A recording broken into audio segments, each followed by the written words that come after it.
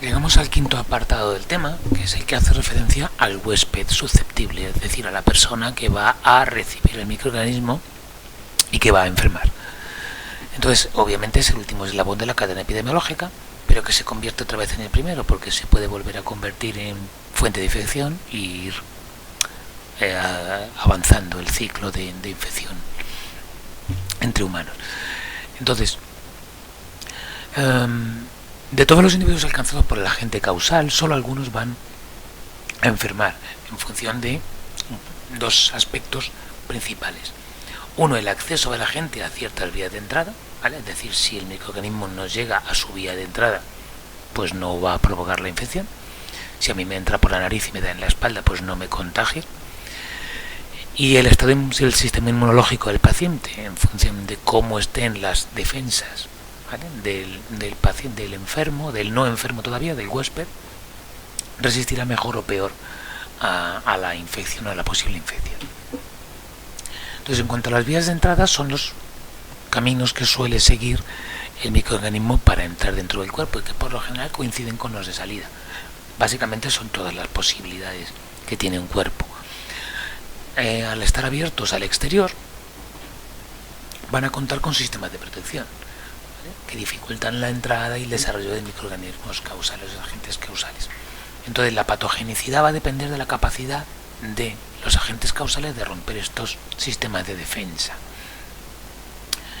Son puertas en nuestra muralla, que es la piel. Entonces esas puertas tienen que estar protegidas, y de hecho lo está, pero que los patógenos sean capaces de provocar la infección va a depender de su habilidad, entre comillas habilidad, para sortear esas defensas. Normalmente ya hemos dicho que el contacto entre las vías de entrada y salida suele estar vehiculizado por las manos o por el aire, ¿vale? Son las dos fuentes principales. Entonces, en cuanto a vías de entradas, tenemos lo mismo que decimos de salida: a través de la piel, del aparato respiratorio, del digestivo, genitourinario o conjuntival. La defensa local para la piel es la propia piel, la barrera epidérmica. ¿Cómo burlan los microorganismos la defensa? Pues entrando por heridas o quemaduras, a través de pinchazos, a través de picaduras o de escamaciones de la piel, o cualquier rotura de la piel, a veces provocada por la forma de transmisión. Recordar que teníamos mecanismos de transmisión directos que eran traumáticos, pues esos provocan las propias heridas o las propias picaduras. Staphylococcus aureus aprovecha las heridas y las quemaduras, el VIH los pinchazos, la malaria las picaduras de los mosquitos. La vía respiratoria tiene dos defensas locales principales, una a nivel más externo y otra más interno. En la tráquea y en los bronquios hay unas células que tienen unos cilios en su superficie que retienen a los microorganismos que entran, impregnándolos en la mucosidad que segregan, y luego lo conducen al aparato digestivo. ¿Qué ocurre a veces? Que crecen tanto, o sea, la proliferación de microorganismos hace que sean incapaces de modificar o de desviar toda la cantidad de microorganismos que llegan. El virus de la gripe funciona así.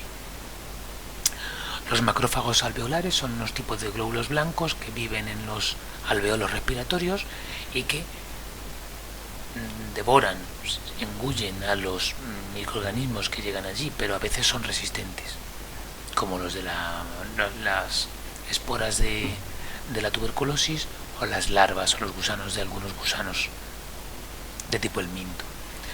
La barrera digestiva, la vía digestiva tiene tres barreras: la barrera mucosa, que es la mucosa de la boca y de la faringe, que segrega unas sustancias que es capaz de matar microorganismos. El propio crecimiento es su ruptura, como el cólera. El pH y las enzimas, por ejemplo, estomacales, van a destruir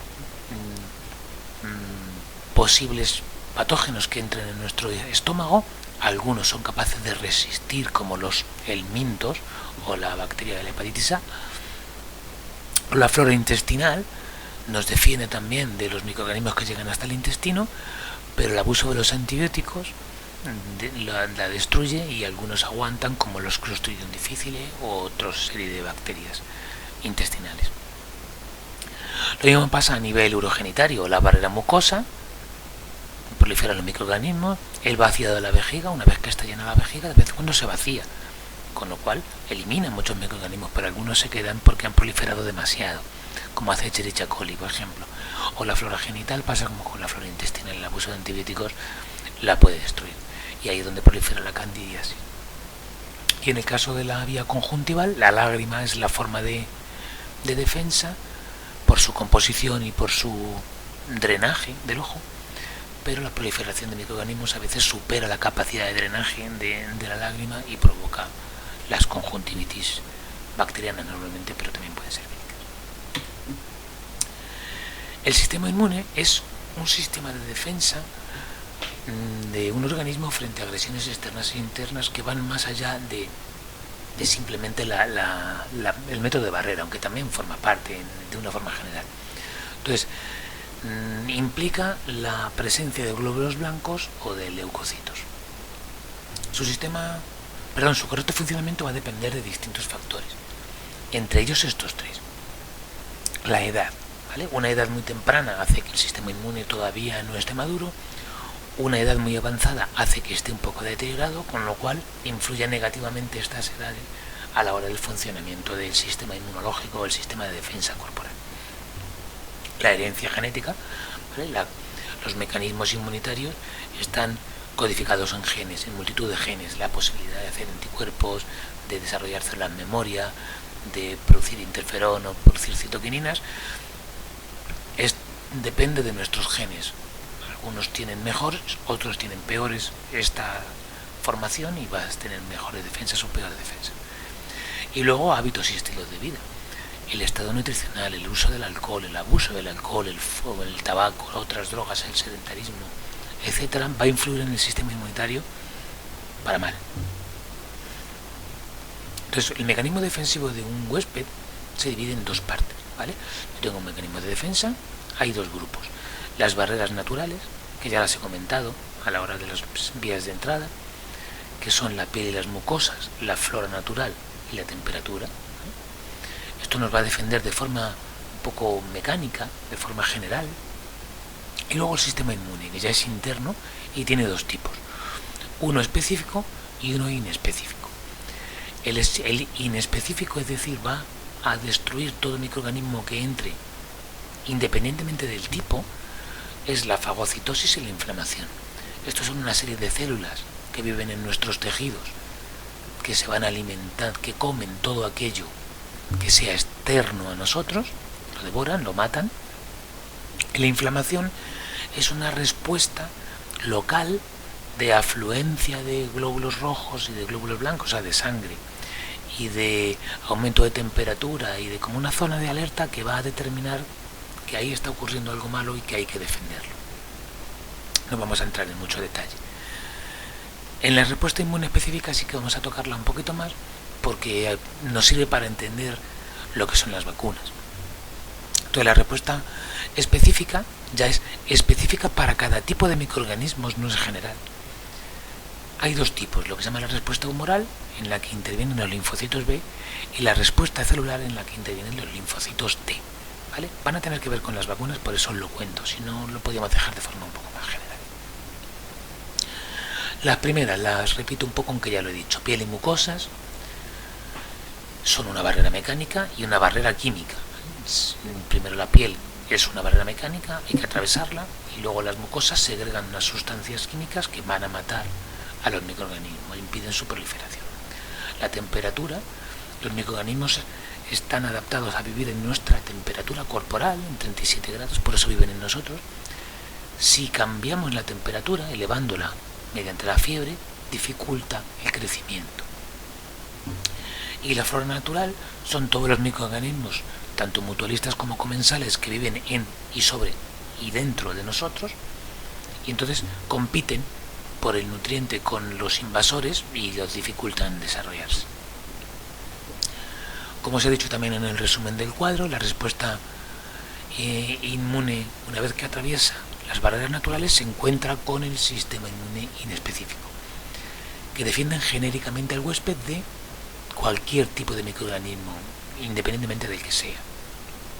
La fagocitosis es una respuesta celular, porque hay células que van a fagocitar, a comerse a los patógenos, ¿vale? Son un tipo de glóbulo blanco que se llaman genéricamente monocitos o fagocitos o macrófagos, y que se encargan de comérselo. Los vimos en los pulmones, en los macrófagos tisulares que viven en los alveolos. Y la inflamación son cambios locales, ¿vale? Hinchazón, aumento de tránsito de sangre para que haya aumento de tránsito de fagocitos, aumento de la temperatura, un poco un pack local de dificultar el crecimiento de los patógenos de forma general. Y luego ya la forma específica es en la que intervienen ya los linfocitos B. Ya es cuando van a tener que ver un sistema mucho más complejo y específico, es decir, diseñado para cada tipo de microorganismo patógeno. Uno de los dos tipos es la respuesta humoral. Este es un mecanismo específico llevado a cabo por los linfocitos B y basado en la reacción del antígeno y el anticuerpo. Hay que definir correctamente antes estos dos elementos para entender en qué consiste. El antígeno es la molécula del agente patógeno que en el sistema que una vez que entra en el cuerpo el sistema inmune reconoce como extraña, ¿vale? Normalmente es una parte del microorganismo.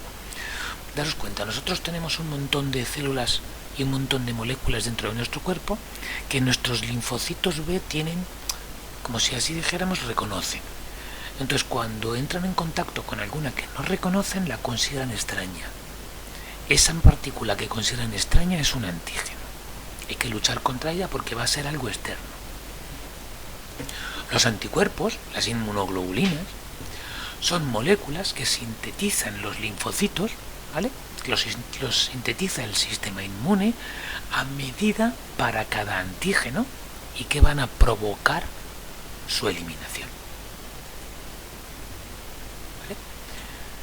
Hay dos tipos principales, hay 5 tipos, pero hay dos que ahora habréis oído hablar de ellas muchas veces, dos tipos de anticuerpos, que son las inmunoglobulina M y las inmunoglobulina G.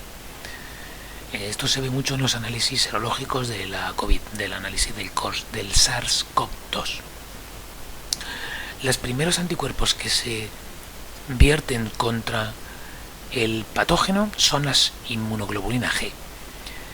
Y hay muchas cuando la infección es muy activa. Conforme pasa un poquito el tiempo, se producen las inmunoglobulinas G, que son más específicas, a más largo plazo, funcionan a más de largo plazo y ya no son tan indicadoras de una infección en ese mismo momento activa. Por eso, cuando te hacen un análisis serológico, si sale alta la inmunoglobulina M, quiere decir que tienes anticuerpos de los inmediatos, es decir, estás luchando en ese momento contra la infección y por eso todavía tienes la enfermedad y la estás transmitiendo. Y si tienes G es que tienes ya como inmunidad medio largo plazo. Si tienes las dos es que está pasando de la infección activa a la de largo plazo. Entonces, si no tienes ninguna es que no ha habido contacto. Entonces, cuando un linfocito B inactivo entra en contacto con un antígeno, se activa y se transforma en dos tipos de célula, ¿vale? O sea, cuando ya entra en contacto con un microorganismo que no conoce, por una parte fabrica células plasmáticas, ¿vale? Pongo primero esto. Células plasmáticas que son los que van a producir los anticuerpos, ¿vale? Los liberan y acaban con los patógenos. En principio M y luego G. Y también se transforma en células memoria. Las células memoria son unas células que conservan la información para matar a ese microorganismo durante un tiempo largo, más o menos largo. Esa es la inmunidad a largo plazo. De forma que si yo tengo una segunda invasión del mismo patógeno durante el tiempo en el que tengo células memoria, seré inmune. Si ya las he perdido, pues no seré inmune. Entonces, durante el tiempo en el que se está tramitando todo este proceso, se están produciendo las células plasmáticas que están fabricando los anticuerpos, se transforman en células memoria, todo eso tiene un tiempo. Ese tiempo los microorganismos causan síntomas y esa es la enfermedad. Cuando ya hay células memoria, una segunda vez, ya esto no ocurre o no ocurre de forma tan intensa. Entonces, ¿veis? Aquí tenemos un ejemplo de cómo ocurre. Los macrófagos que son los que devoran directamente, en este caso a una bacteria, seleccionan el antígeno y se lo presentan a los linfocitos TH colaboradores. Los linfocitos TH colaboradores segregan unas sustancias que se llaman linfocinas, que hace que los linfocitos B se transformen en células memoria y en células plasmáticas. Las células plasmáticas liberan anticuerpos que matan a las bacterias. También puede ser que las bacterias, o los virus, en este caso he pintado bacterias, son detectadas directamente por los linfocitos B, que se transforman en células plasmáticas o en células memoria, almacenan la información o producen los anticuerpos. Funciona de las dos formas, ¿vale? Pero la clave es el linfocito B. ¿Cómo el linfocito B recibe la información? Bien a través de las linfocinas o bien directamente a través de en contacto con los microorganismos. Al final lo que va a provocar es lo mismo: células memoria y células plasmáticas que van a matar a los microorganismos por distintos mecanismos que no vamos a entrar. El otro tipo son la respuesta celular. Aquí no hay anticuerpos, ¿vale? Aquí hay unos linfocitos T, se llaman linfocitos T citotóxicos, que liberan una sustancia que se llama citotoxina. Entonces, una vez que detectan a los patógenos, directa o indirectamente a través de linfocitos colaboradores, ¿vale?, y le presentan el antígeno, segregan las citotoxinas y matan a las bacterias o a los virus o a lo que sea.